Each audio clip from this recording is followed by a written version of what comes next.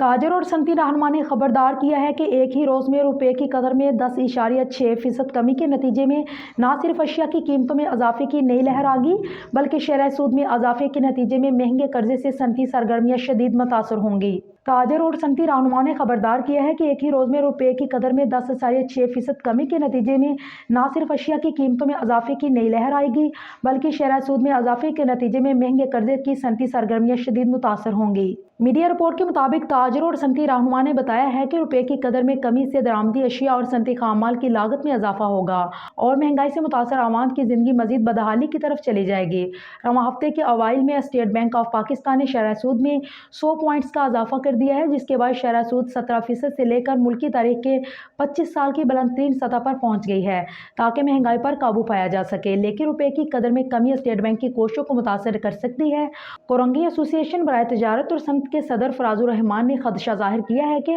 مستقبل قریب میں پیٹرول کی قیمتیں 300 روپے فی لیٹر تک پہنچ سکتی ہیں۔ انہوں نے خبردار کیا ہے کہ شرح سود میں اضافے کے بعد مہنگے قرضوں اور روپے کی قدر میں 10% کمی سے صنعتیں چلانا انتہائی مشکل ہو گیا ہے، جس کے نتیجے میں صنعتیں بند ہو جائیں گی اور بے روزگاری میں اضافہ ہوگا۔ تاہم ان کا خیال ہے کہ زر مبادلہ پر پرائس کیپ ہٹانا آخری آپشن ہے، جو سابق وزیر خزانہ مفتیٰ اسماعیل کو پہلے ہی ہٹا دینا چاہیے تھی۔ اس سے انٹر بینک اور اوپن مارکیٹ کے درمیان فرق تقریباً برابر ہو سکتا ہے۔ انہوں نے امید ظاہر کی کہ زر مبادلہ کی شرح کے مسائل حل کرنے سے غیر ملکی ترسیلات اور IMF کے سمیت کثیر الجہتی قرض دہندگان سے ڈالر کی آمد کی صورتحال بہتر ہو سکتی ہے۔ اس کے علاوہ اگر سرمایہ کاروں کا اعتماد دوبارہ بحال ہو جاتا ہے تو غیر ملکی براہ راست سرمایہ کاری بہتر ہو سکتی ہے۔ کراچی ہول سیلرز گروسرز ایسوسی ایشن کے چیئرمین رف ابراہیم نے دعویٰ کیا ہے کہ روپے کی قدر میں 10% کمی کے باعث گزشتہ روز ہول سیل کی دالوں کی قیمتوں میں 15% اضافہ ہوا ہے۔ انہوں نے کہا ہے کہ جن افراد کی تنخواہیں مناسب ہیں انہیں اپنے اخراجات میں مشکلات کا سامنا ہے،